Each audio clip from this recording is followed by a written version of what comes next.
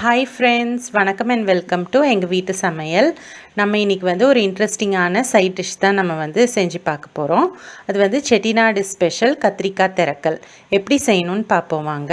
வீடியோவில் செட்டிநாடு ஸ்பெஷலான திரக்கல் தான் செஞ்சு காட்ட போகிறோம். இது வந்து எல்லா பிரேக்ஃபாஸ்ட்டுக்கும், அதாவது இட்லி, தோசை, சப்பாத்தி, பூரி, இடியாப்பம், ஆப்பம், குழிப்பணியாரம் எல்லாத்துக்குமே ரொம்ப சூட்டாக இருக்கும். செய்கிறதும் ரொம்ப உங்களுக்கு ஈஸி. வாங்க எப்படி செய்யலான்னு பார்ப்போம்.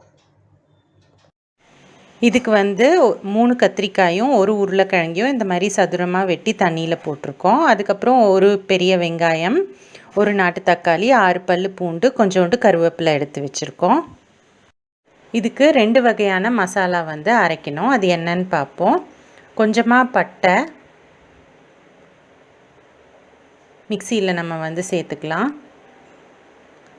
அப்புறமா வந்து ஒரு 4 பல் பூண்டு,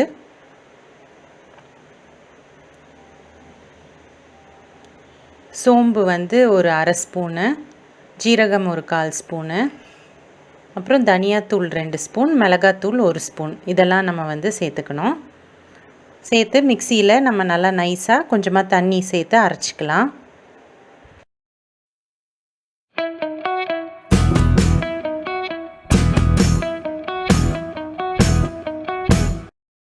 ரெண்டாவது மசாலா என்னென்னா 1/4 மூடி தேங்காய், அதுக்கப்புறம் ஒரு 10 முந்திரி பருப்பு, இது ரெண்டுத்தையும் சேர்த்து நம்ம நல்லா அதே மாதிரி பேஸ்ட் மாதிரி அரைச்சி எடுத்து வச்சுக்கணும்.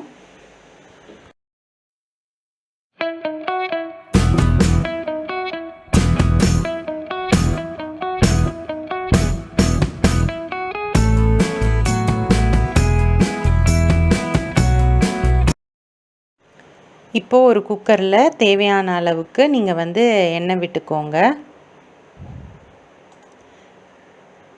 எண்ணெய் காஞ்சதும் நம்ம வந்து நறுக்கி வச்சுருக்க பொருளெல்லாம் சேர்த்துக்கலாம். 6 பல் பூண்டு சேர்த்துக்கலாம்.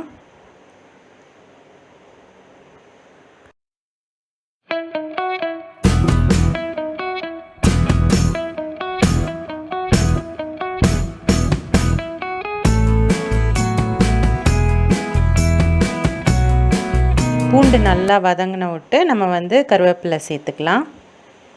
அப்புறம் நம்ம பொடியாக வெட்டி வச்சுருக்க வெங்காயம், ஒரு பெரிய வெங்காயம், அதையும் சேர்த்து நல்லா வதக்கிக்கலாம்.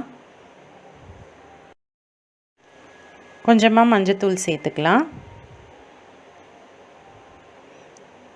உப்பும் கொஞ்சம் சேர்த்துக்கலாம் வெங்காயம் வதங்கிறதுக்கு.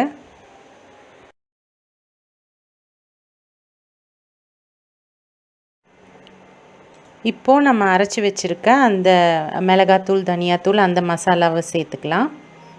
அடுத்து வந்து தக்காளியையும் சேர்த்துக்கலாம். அந்த மசாலாவோட பச்சை வாசனை போன பிறகு தக்காளியையும் சேர்த்துக்கோங்க. தக்காளியை வந்து நல்லா மசிய வேக வச்சுருங்க, நல்லா வதக்கி.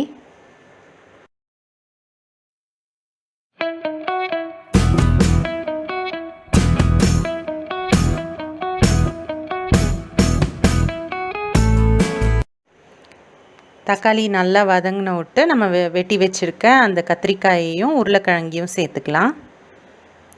சேர்த்து அதை நல்லா வதக்கி விட்டுக்கோங்க.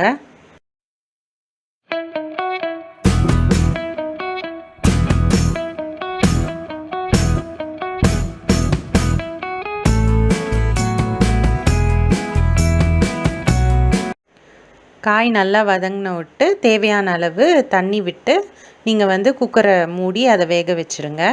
இது வந்து ரொம்ப தண்ணியாக இருக்கக்கூடாது இந்த மசாலா, அதனால் அளவோடு தண்ணி ஊற்றி குக்கரில் விசில் வச்சுடுங்க.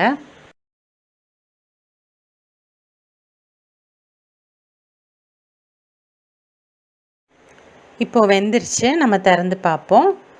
இப்போ இந்த ஸ்டேஜில் நம்ம அரைச்சி வச்சுருக்க அந்த தேங்காய் மசாலாவை இதில் வந்து சேர்த்துக்கோங்க.